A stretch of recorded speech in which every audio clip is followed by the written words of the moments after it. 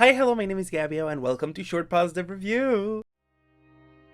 So just to re-explain, because it's been a while since I explained it, and it's got more concrete in my head since then, I want to explain what Short Positive Review is. Short Positive Review is my personal contribution to a more positive aspect of reviews on YouTube. I'm a really small channel, so I'm not affected by the algorithm that much, because nobody sees what I do anyway, and I'm not monetized, so not having a lot of people looking through my shit is not that bad, but I want to quote-unquote normalized, at least in my sphere. Just talking about stuff you like, because for me, talking about stuff I like is a lot more fun than stuff I don't. Also, I want to make it clear that I don't watch anything uncritically, so it's not just that everything I watch needs to be talked positively. No, I see the negative in everything, but for the sake of keeping it short and positive, I talk mostly about what I liked in each media that I decide to present. Now that this is out of the way, today we're talking about All of Us Villains. So we're talking about All of Us Villains by Amanda Foodie and Christine Lean Herman. So let's start with a non-spoilery part, like I usually do in these. All of Us Villains is the story of these 7 individuals, 7 descendants of these 7 families of wizards that are always battling to be the strongest family of the 7.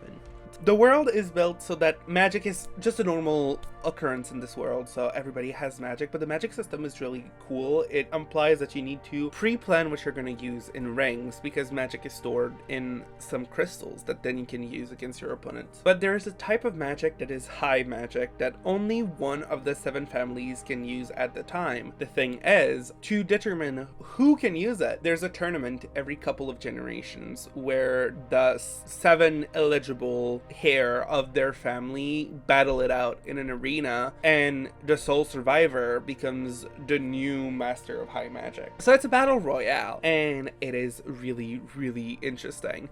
Before we go into the spoilery part, I think I would recommend this to people who like battle royale in general, because it is a really good one. I really like The Hunger Games. It's like one of my favorite books, so of course I was like drawn to it because of that, but I really, really like the aspect of a battle royale fought with magic, and it was really interesting. And also, since there's so little characters, there's only 7 characters entering the tournament, we spend a lot of times with all of them, so we get to learn more about them, and all the deaths feel so sad, and I really, really recommend it. The character development is really, really interesting. Of course it's called All of Us Villains because the concept is that they are villains, like the winner of the tournament, and all of them know that the winner of the tournament is probably going to be the one that's going to be the most wicked, and so it makes really, really interesting character development for all of them. So my favorite part of this book, like a lot of book that I read, was definitely the characters, specifically because they had multiple POVs. So I'm just gonna go through each of them and explain a little bit, like, their quirks, so you know a little bit what can happen between them. So we have, in the ones that we see less, there's Carby Darrow, one of the characters that are definitely too soft to be in the champions to kill people. With him is Eleanor Payne, which is really badass, really strong, but also has an urge to kill, and she will not lie down. And heading this trio is Finley Blair, which is super book smart, super intelligent, and has a relationship with one of the other characters, Bryony Thorburn, which is Isabel's old best friend, and she's the one that shouldn't be in the arena, because even though it's her dream to be there, her sister was the one chosen by the government to be in the tournament. There is Isabel McCulson, that is probably the main character, and also it's her fault that this tournament is now aired to the world. Everybody knows that it happens, and everybody's mad at her for it. There's Gavin Grieve, which is really weak magic-wise, but has so much pent-up anger that he's not gonna let that stop him from killing everyone with his bare hands. And finally, Alistair Lowe, the kid groomed to be a monster to be the winner of this, because his family is the one that always win the tournament, and they're not about to lose because of him. Obviously, my favorite one was Alistair. I'm gonna talk about him in the spoilery part, but wow, he was so interesting. So, this is the time to cut off if you care about spoilers, because I'm going to go a lot in more details. But I really recommend it. It's a pretty quick read. It's only like, it says in 400 pages, it's YA, so it's like pretty fast to read. I recommend it. So now let's go on to the spoilery part. So as I said in the first part, I really liked the game theory aspect. It was really interesting to see all of them like trying to come with their own strategies. But considering we see all of their POVs, which is also one thing that I loved about this, is that there was a multiple POV, and I'm a sucker for that, so I loved it so much. I loved being able to like hear from all of their brains what they were thinking. It was everything. And because we could see what all of them were thinking, we could see like their independent strategies fucking each other up. And it was really, really cool. I really, really liked that aspect. And also because it's a battle royale, like the goal is to kill the opponents, right? So it was really, really cool to see all of them, how they thought they could kill the others. I said it a little bit, but the magic system is so interesting. It's super unique. It's complex. It's fun. The rings, the different type of magic that, like, there's a lot of spells because they have names, but the names are really, really easy to not remember, but easy to grasp what they are from the get-go. So when you're confronted with a spell that you've seen like 7 chapters before and you don't remember, well, for example, one of them is shark skin or something, so you're like, oh, it's probably shield. And they're also super well explained. They're super really, really fun to read, and they were really well thought too. It made for really interesting combat scenes. I really liked how every champion really had their signature spell, like for example Bryony and her mirror shards and Alistair and his dragon breath, because it really brought more of their personality, like not only throughout the entire thing, what each character would decide to use in each situation was really indicative of their personality. Also, them having a very special one that he kept using over and over and over again really showed what impacted their decision making, and it was really, really interesting. I'm going to talk more about the characters because that was my favorite part. So let's start with Gavin, because he was like really interesting. He was my least favorite from the ones we see a lot, but I liked him. I liked how pathetic he was.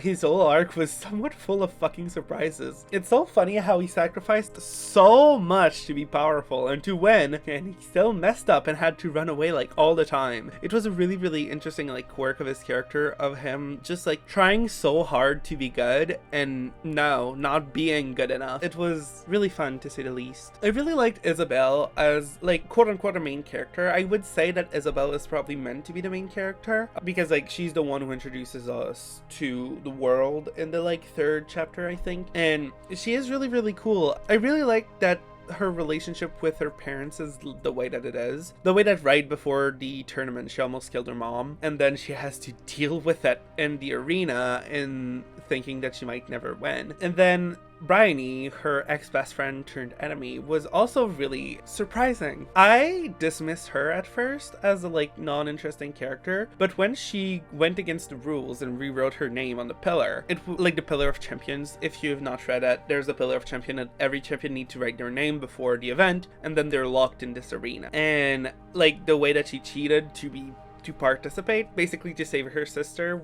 that's what she rationalized it as. I thought it was really interesting how she was like, oh yeah, I'm saving my sister, when in fact she just wanted to participate herself. And then how even if participating and winning was her biggest like goal, how the whole time she was really she decided to change her mind and then started to instead try to save herself and her friends. It was really, really cool. I didn't care much for the betrayal. It's a thing that maybe it's because I don't see the world as a lot of people do, but I think that sometimes a lot of like YA books have this thing that it's like, oh my god, you betrayed me, and then the betrayal is just like you did something that made something else happen that was out of your control, and then it's like, oh wow, it's the worst betrayal of your life, and I'm like, okay, like you caused that accidentally. I don't think that's the worst. But anyway, I am ambivalent on the fact that there were so little characters because there's only 7 of them and we really focused on 4 of them, so we knew that like 3 of them would probably die. 2 of them only died at the end. It's a duology, so I fully expect all of the others to die in the next installment. It just made it a little predictable of who would kill, but who would die, but the kill scenes were so good. Bryony accidentally quote unquote killing Carby was super intense and good, and Alistair killing Eleanor was kind of a surprise honestly, but his kill scene was so good. And then I kept my favorite piece of this book for last, Alistair though. Alistair is one of the best character I've read this year. He is really, really tormented. He has one of my favorite tropes, which is like, you want a villain, I'm gonna give you a villain type of deal. Except that his is more of a, he was groomed to be a villain, but he doesn't want to be. So he acts in very strange ways in which he tries to prove to people that they shouldn't hang out with him because he's a monster, whilst also being very vulnerable and kind of like just a nice guy that is going through immense grief. The lows and what they did to him right before the tournament was so fucked up. His grandparents and parents killed his brother, his best friend, his brother, Henry, to harness his magic into a special death spell, which is how the lows generally win the tournament, is with that spell. The day before the tournament, they killed his best friend and his brother, and then they sent him there. The whole time he's just going through grief, going through the like spiral of trying to be nice but not really being able to. And then Isabel shows up at his door, and then he realizes that he doesn't care to kill. It was really, really, really interesting. I really, really liked his character. Really, really liked his arc. I really liked the twist at the end that because he killed Eleanor to defend Henry, because when Henry comes back, he wants to protect him, of course, and Eleanor wants to kill him, so he kills Eleanor and accidentally fires on Isabel, and Isabel comes back and pretends to kiss him, but actually just put a death curse on him. Was really, really cool. And then the final scene in general was really, really interesting. The way the tournament is like falling apart at the seams, like the veil is going bonkers. Henry is back for some reason. They are not confined to the arena anymore. It was all really, really interesting. And then the fact that at the end he's dying because every time he uses magic, he loses more. Because of Isabel, he loses vitality. And he still shows up to his fucking mansion and kills every single one of his family members for what they did to his brother. Was chef kiss. This book is really, really good. I really, really recommend it. Or I really want to know what you thought about it. Yeah. I had a lot of fun reading it. I picked it up solely because it was a battle royale and it was kind of sold as being generally similar to the Hunger Games, and I wanted to see what that was about, and I had a blast. So let's go to the montage. For the art, I decided to do the last scene wherein Alistair kills Eleanor. So in the background we have Isabel, and then in the foreground we have Henry in the back, and Alistair crying, shitting, farting while shooting his spell that would potentially kill Eleanor. This piece took me like 17 hours to do. It was bonkers, but I'm really, really happy with it. I wanted to practice a lot of like backlight basically, which I don't do often because it's kind of a pain in the ass, but I wanted to force myself to do it, and I think it turned out really, really good. Let me know what you think. So thanks a lot for coming around. I think this short positive review is going to be less short than I intended it to be, but it happens. I wanted to release this like now because the second installment comes out in like a week. I'm really, really excited to read it, and I thought it would be best to publish this review before the second one comes out to make sure that it's not impacted by it. All my social media is going to be around the screen, and I'm going to see you soon with another short positive review, probably of my best, if not second best book of the year. See you soon.